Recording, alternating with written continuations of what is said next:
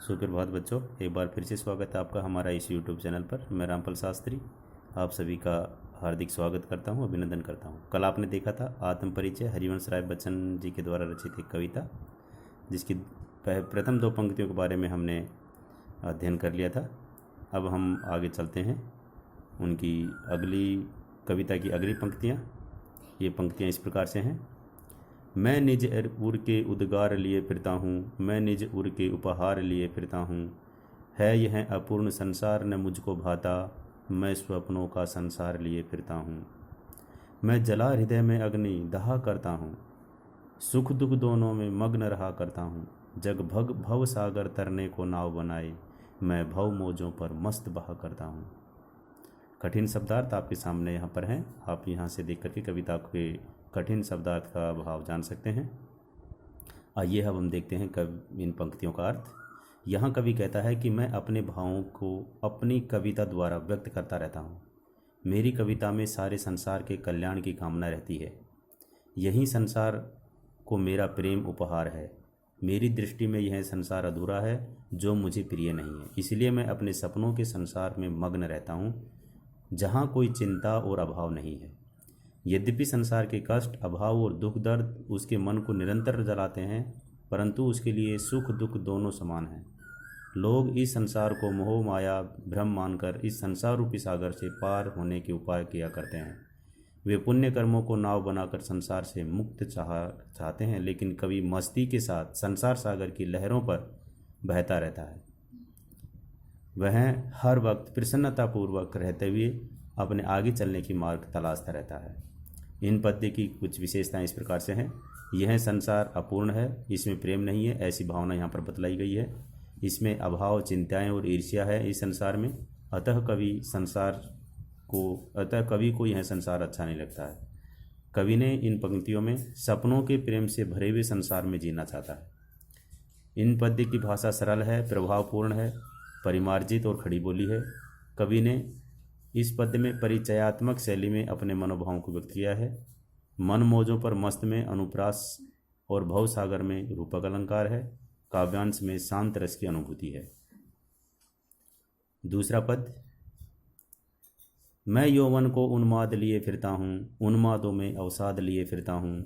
जो मुझको भार हंसा रुलाती भीतर, मैं हाय किसी की याद लिए फिरता हूँ। शब्दार्थ यहाँ पर आपके सामने हैं।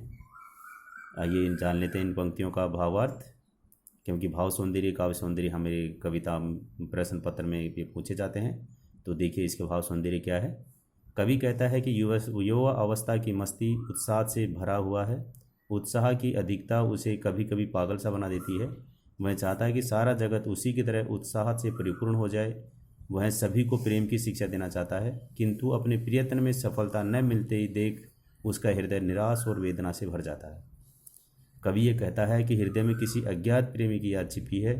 यह याद मुझे प्रकट रूप में तो हंसते रहने को विवश करती रहती है, किंतु मेरा मन उस अज्ञात को पाने के लिए रोता रहता है। कवि यहाँ पर अपने प्रेमी के बारे में बतला रहा है। इसकी प्रमुख भाव सौंदर्य इस प्रकार से होंगे पंक्तियों में। कवि ने इस अंश में मन में विचित्र अंतर्द्वंद को व्यक्त किया है। उन्माद और अवसाद दोनों का एक साथ रहना परस्पर विरोधी भाव यहाँ बतलाया है। आज से यही हुआ कि कवि जगत में अपने अनुकूल वातावरण नहीं पाता है तो वह निराश हो जाता है। बाहर से हंसना और भीतर से रोना, किसी अज्ञात की याद में रखना, ये छायावाद और रहस्यवाद की झलकियाँ इस दिखाई देती है। भाषा सरल है, भावानुकूल है, प्रभावपूर्ण है, खड़ी बोली का प्रयोग हुआ है। शैली प्रयाचात्मकता है, भावुकता में भीगी हुई है।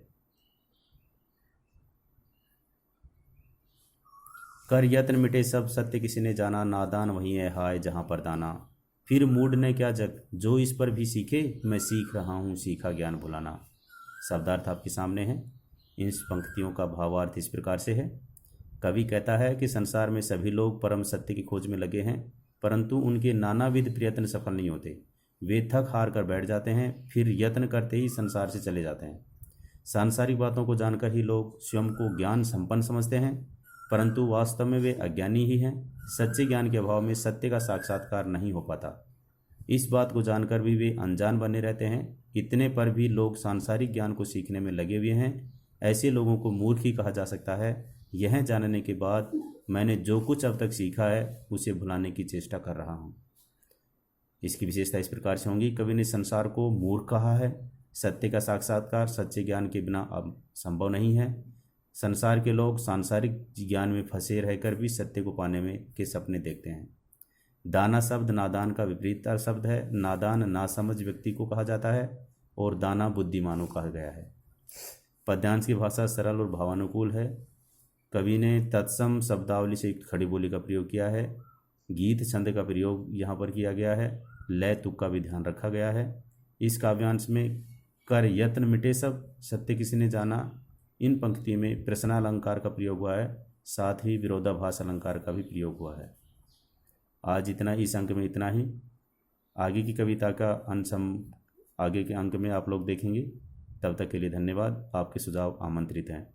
धन्यवाद।